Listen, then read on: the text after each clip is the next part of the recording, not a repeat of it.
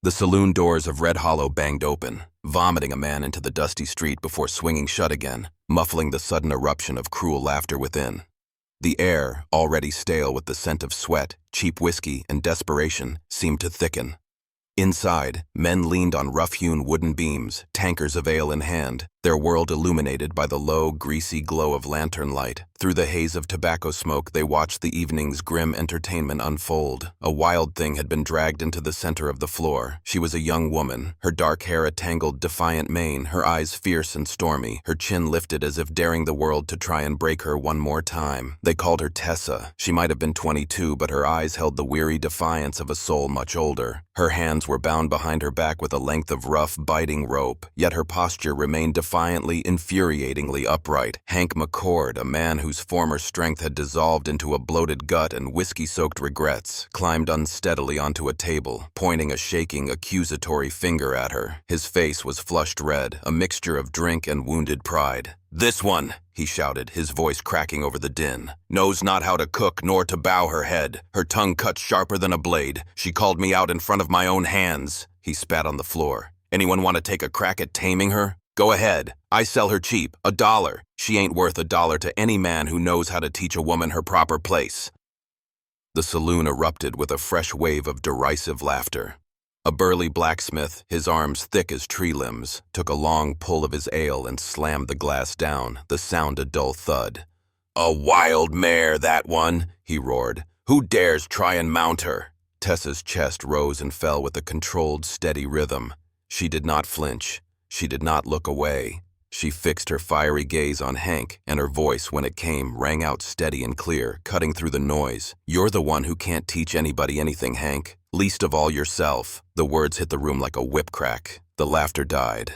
Hank stared, his face contorting with a sudden violent fury. Before anyone could react, he leaped from the table, his bulk moving with a surprising speed. He delivered a savage, open-handed slap across Tessa's face. The sound was sharp and ugly. Caught off balance, Tessa hit the ground hard, the impact jarring her to the bone. Dust spun around her like a cloud of taunting spirits. Blood, bright and crimson, welled at the corner of her lip. Yet she did not cry. With a groan of pure, unadulterated will, she pressed one hand into the splintered, filthy floorboards and rose to her feet, brushing the dirt and blood from her mouth with the cuff of her sleeve. The room quieted, but not in respect. It fell silent in a predatory, bloodthirsty anticipation of what would come next. And it was into this thick, charged silence that a new figure moved. In a shadowed corner, a man who had been watching the entire spectacle with a grim, unreadable expression began to rise. His name was Garrett. He was tall, his shoulders still broad from a life in the saddle, but there was a stiffness to his movements, a permanent limp that favored his right leg. A makeshift leather-wrapped cast was visible beneath his worn trousers, and a carved walking cane rested against the bench at his feet. As he stood, the entire atmosphere of the room shifted. Men straightened up. Whiskey glasses halted halfway to their lips. He moved quietly, his limp making his gait uneven but deliberate, like a heavy rock rolling inexorably into place. He stopped in the center of the room, so close to Hank and Tessa that they could feel the cold fire in his eyes and the hard set of his jaw. "How much?" he asked. His voice was low, even, a dangerous rumble that seemed to absorb all the other noise in the room. Every eye turned to Hank. The bloated man, still winded from his exertion, stumbled back a step. He sneered, wiping a string of spit from his lip as he tried to reclaim his authority. Well, Garrett, a crippled rancher sitting alone in the shadows. What do you want with her? You think this wild filly will boil beans for you before she bores you to death with her sass?" Bo did not blink. He did not react. He simply reached into a worn leather pouch at his belt. The pouch opened with a crisp snap, and then a neat, almost insulting clink of silver coins rattled across the tabletop, rolling past spilled whiskey and empty mugs until they stopped in a gleaming pile right in front of Hank's dirty hand.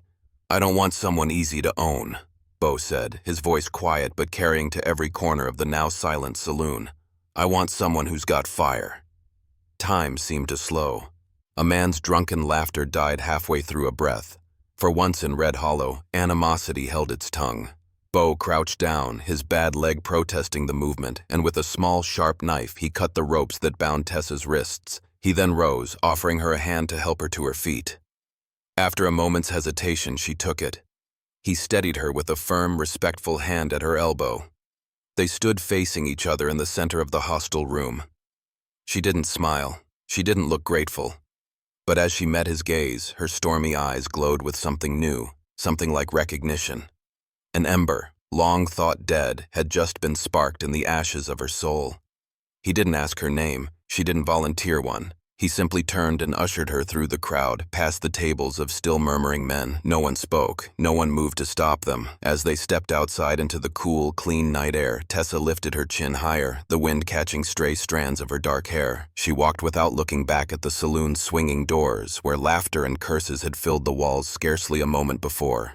He took her back to his ranch, a place that was more memory than home. The house was filled with the ghost of his best friend and partner, Jack Riley, who had died 2 years ago in the race that had crippled Bo and shattered his world. The silence on the ride was thick with unspoken history. He gave her the loft, Jack's old room. As she climbed the ladder, she saw it. A faded photograph tacked to the wall of a younger, unbroken Bo, his arms slung around a laughing young man with the same fiery, defiant eyes as her own. Her brother, Jack. That night, after the house had fallen still, Bo sat by the fire, his nightly ritual of grief. He took out a small, heavy object wrapped in oilcloth and unwrapped it. It was a silver horseshoe, one of the racing shoes from Jack's horse, broken clean in two. It had been his friend's good luck charm. Bo polished the tarnished silver, his hands moving with a practiced, sorrowful rhythm. From the shadows of the loft above, Tessa watched him, her heart aching with a pain so deep she had forgotten it could still hurt. She knew what that horseshoe was, and she knew the real reason it was broken. She was the only one left alive who did. The days that followed were a silent, intricate dance of two wounded animals circling a shared, unspoken grief. They did not speak of the past. They did not speak of Jack. The photograph in the loft and the broken horseshoe by the hearth remained silent, powerful monuments to the ghost that lived between them. Instead, they communicated through the one language they both understood with a deep, instinctual fluency, the language of horses. The ranch, which had become a quiet, sorrowful place of duty for Bo, slowly began to stir with a new, hesitant energy. Tessa proved herself to be more than just a competent hand. She was an extraordinary horsewoman, a natural talent that was as much a part of her as the fire in her eyes. She moved among the animals not with the forced dominance of a wrangler, but with the quiet, confident grace of a leader of the herd. Bo watched from the porch, his cane resting across his lap, as she took on the one challenge he himself had given up on, a magnificent, wild black stallion named Diablo. He was the last colt sired by Jack's champion horse, a creature of breathtaking power and an equally untamable spirit. The horse had injured 2 ranch hands and had become a dangerous, unpredictable ghost in the far pasture, a living symbol of Bo's own broken spirit. Tessa approached the stallion not with a rope and a bit, but with patience. For days she would simply stand at the fence line speaking to him in a low, calm murmur, her voice a gentle current in the wind. She brought him apples, held out on a flat palm, and waited, sometimes for hours, for him to take them. Bo, a man who had once been considered the finest horseman in the territory, watched her methods with a mixture of skepticism and grudging admiration. He saw in her patient, steady approach a mirror of his own past self, the man he was before the race, before the fire in his own soul had been banked to a cold ember. Slowly, miraculously, the horse began to respond. He would allow her to approach, to stroke his powerful neck, to run her hands down his legs. Bo saw in her touch the same innate gift that Jack had possessed, an almost mystical ability to understand the silent language of fear and trust. In her, he saw a living echo of his dead friend. And in him, as she watched him from across the corral, she began to see past the limp and the grim silence.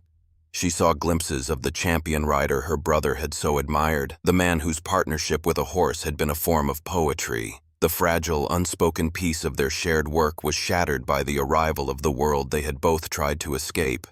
Silas King McCord, the rival racer who had risen to become a powerful, ruthless landowner, had not forgotten Bo's public act of defiance in the saloon. Angered that his pawn, Tessa, had found refuge with his old enemy, McCord decided to increase the pressure. He sent a man to the ranch, a slick, well-dressed surveyor named Thomas Whitfield, armed with a sheaf of official-looking documents.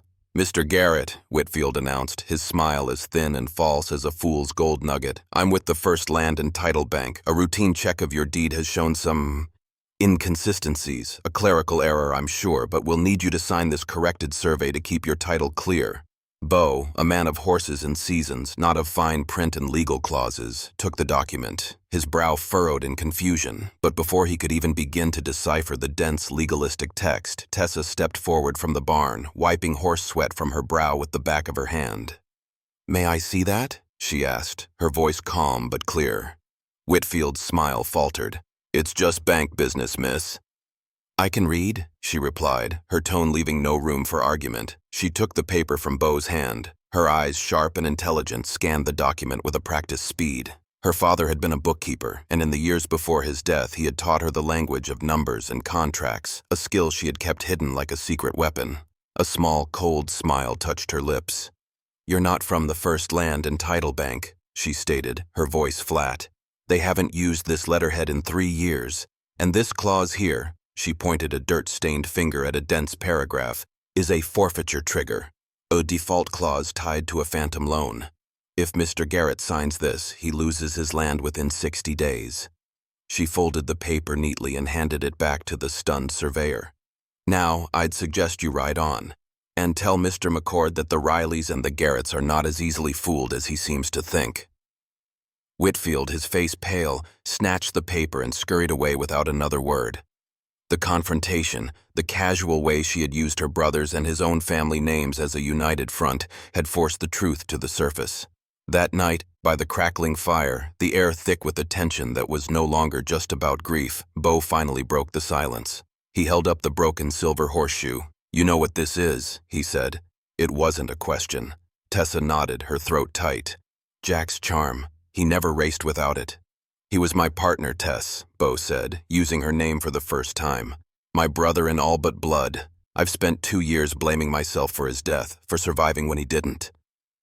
The time for silence was over.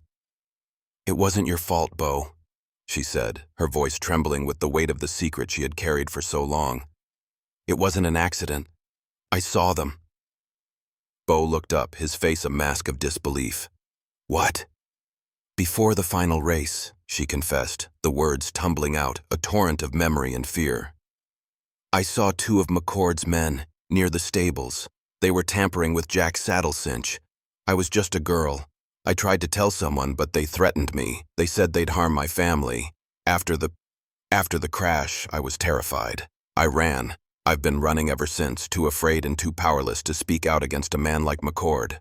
Beau stared at the broken horseshoe in his hand, the pieces of the past finally, horribly clicking into place. The cinch had snapped mid-turn. It wasn't an accident. It was murder. His injury, Jack's death, McCord's rise to power.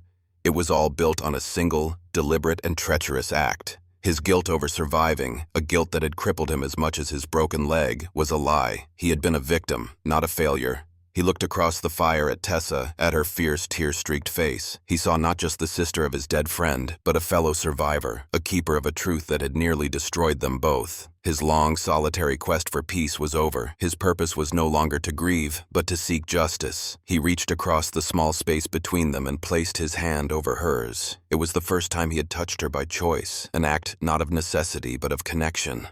"For Jack," he said, his voice a low, iron vow. "We'll make him pay."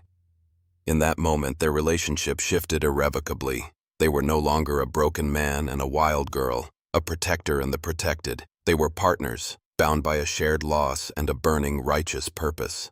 The ghosts that had haunted the ranch were no longer just specters of grief. They were allies in a dangerous and just war. The vow made in the flickering firelight transformed the quiet, grieving ranch into a focused, humming hub of purpose. They knew a direct accusation against a man as powerful and insulated as Silas King McCord would be useless. It would be their word, the word of a crippled ex-racer and a girl labeled a wild outcast, against the word of a wealthy landowner who held the territory's lawmen and politicians in his pocket. They needed more than the truth. They needed a stage. They needed to force McCord into a public arena where his arrogance would become his own undoing.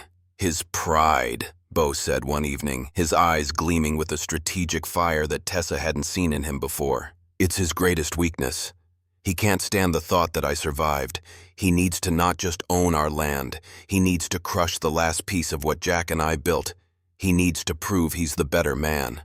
From that single, powerful insight, their audacious plan was born. Bo, with Tessa as his trainer and strategist, would challenge McCord to one final, high-stakes horse race. The prize would be the ultimate gamble, a wager fit for a king, Bo's ranch, the last bastion of his and Jack's legacy against McCord's entire controlling share in the territorial land bank, his fortune, his empire. It was a winner-take-all gambit, a public spectacle so grand and so deeply personal that McCord, driven by his insatiable pride and the burning need to publicly humiliate his old rival once and for all, would not be able to resist. He accepted the challenge with a public sneer, declaring he was looking forward to putting Bo Garrett out of his misery for good. The territory buzzed with the news. It was to be more than a race. It was to be a reckoning. The weeks leading up to the race were a crucible that forged their partnership into something deeper, something stronger than just a shared quest for vengeance. The ranch became a training ground for both man and horse. Bo had to overcome not just the physical pain of his lamed leg, which screamed in protest every time he mounted his horse, but the deeper psychological pain of his trauma. The ghost of the crash, the memory of Jack's fall, had created a fear, a hesitation in him that had destroyed the fluid, fearless connection he once had with his mount. Tessa became his eyes, his instincts, his courage. She was a relentless and intuitive trainer.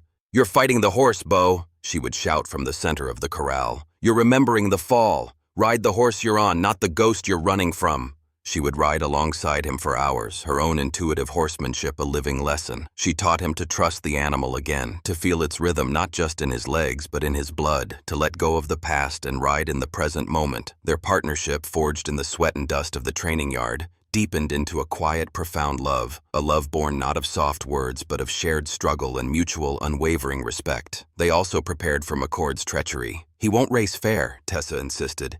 "He didn't then, and he won't now." They secretly reached out to Sheriff Davies. Bo laid the broken silver horseshoe on the sheriff's desk. "This wasn't an accident, Sheriff," Bo said, his voice low and hard. "It was murder. McCord killed Jack Riley, and now we're going to prove it. I need you to be ready." The sheriff, a man who had lived with his own quiet shame and suspicion for 2 long years, looked at the broken charm, then at the fierce, unyielding resolve in Bo's and Tessa's eyes. Inspired by their courage, a spark of the lawman he once was finally reignited. He agreed to help. The day of the race arrived. The entire territory, it seemed, had gathered at the Red Creek Flats, the site of the original, fateful race. The air was thick with anticipation, the smell of dust, horses, and money changing hands. Bo, mounted on Diablo, the wild stallion that Tessa had tamed, a creature of raw, explosive power, looked every bit the champion he once was. McCord, astride a sleek, expensive thoroughbred, sneered at him from the starting line. The race began with a crack of the starter's pistol. It was a brutal 5-mile cross-country course, a test of both speed and endurance. For the first few miles, the 2 riders were neck and neck, a thrilling duel of old rivals. But Bo and Tessa had anticipated McCord's plan. They knew he wouldn't rely on speed alone. As they entered a narrow, wooded section of the track, a place hidden from the main body of spectators, one of McCord's hired men leaped from the trees, attempting to spook Diablo and send Bo crashing. But this time, they were ready. 100 yards behind the ambusher, hidden in the brush, Sheriff Davies and 2 newly deputized loyal ranch hands were waiting. The saboteur was caught red-handed. The trap had been sprung. But the race wasn't over. McCord, seeing his first plan fail, resorted to his own brutal tactics. He began to ride dirty, forcing Bo's horse closer and closer to a dangerous, rocky cliff edge. It was a terrifying echo of the final turn 2 years ago. For a heart-stopping moment, Bo faltered, the memory of the crash, the sound of Jack's cry rising up to choke him. But then he heard Tessa's voice, not from the finish line, but in his mind, her words from their long days of training. "Ride the horse you're on, not the ghost you're running from." He took a deep breath, let go of the fear, and trusted the powerful animal beneath him. With a surge of incredible strength and skill, Diablo leaped, clearing a treacherous gap in the trail and pulling ahead of McCord. Bo, his face a mask of pure, focused determination, galloped for the finish line. He won the race not by inches but by a full 10 lengths, a victory so decisive, so absolute, that the crowd roared with an approval that had nothing to do with their bets and everything to do with witnessing a legend reborn. As Bo crossed the finish line, Sheriff Davies rode out onto the track, dragging the captured saboteur behind him. He publicly declared McCord under arrest for attempted murder and for the murder of Jack Riley 2 years prior. The king, in his moment of ultimate public humiliation, had been dethroned. The story ends weeks later, back at the ranch. The autumn sun is low in the sky, casting a gentle golden light. Bo and Tessa stand together before the simple wooden cross that marks Jack's grave. The quiet of the evening is peaceful, a silence of closure, not of grief. Bo takes the broken silver horseshoe from his pocket. He looks at it for a long moment, then places it gently on the earth at the base of the grave marker, a final farewell to the ghost he has carried for so long. Tessa then takes his hand. She turns it over and places a new object into his palm. It is a horseshoe, a complete solid iron one, freshly forged and still warm from the ranch's old smithy, a place she has quietly been bringing back to life. "A new charm," she says softly, "for a new start." He looks at the heavy, honest, unbroken piece of iron in his hand, then at her, his eyes full of a love and gratitude that need no words. He takes her hand, his fingers lacing with hers. He is no longer a broken man, and she is no longer a wild, hunted girl.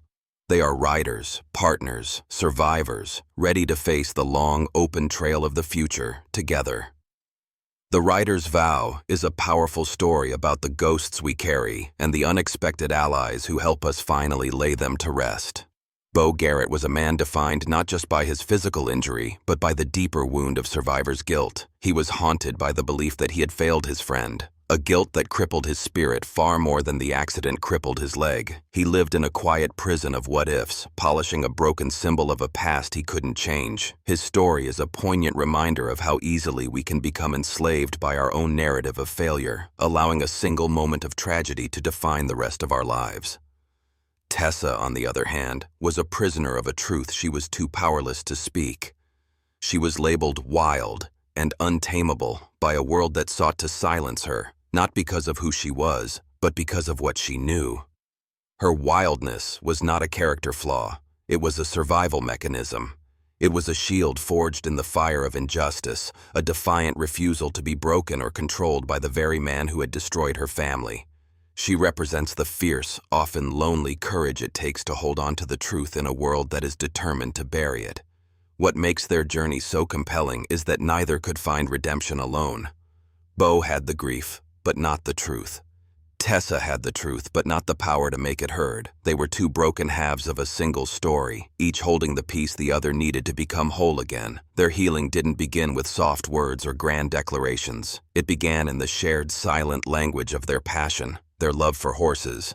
In the corral, they weren't a cripple and an outcast. They were equals, two masters of their craft, recognizing the skill and spirit in the other.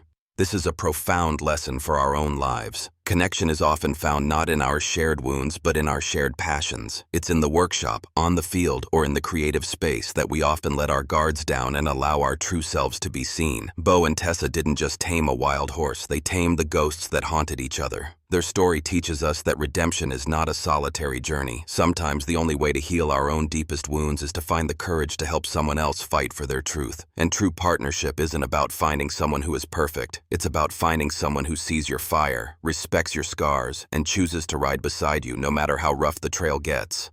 And so, on a ranch built on a foundation of memory, a broken rider and a wild spirit discovered that the truest way to honor the past is to have the courage to fight for a better future together. Thank you for riding with us through this powerful story of justice and redemption. If you believe that our greatest strength is often found in our deepest scars, and that true partners are the ones who ride beside us through the storm, then you found your home here at Wild West Secrets. We are committed to telling the stories of the untamable spirits and the quiet heroes of the American frontier. To help us keep these legends alive, please take a moment to like this video and share it with a fellow rider on this journey. And if you never want to miss a single tale of grit and glory, be sure to subscribe and ring that notification bell. Now, it's your turn to join the posse. Leave a comment below and tell us, what do you think was the most powerful symbol in the story? The broken horseshoe or the wild stallion, Diablo? Until our next ride, may you have the courage to face your own ghosts, and may you always find a partner worthy of riding beside you. Stay strong on the trail.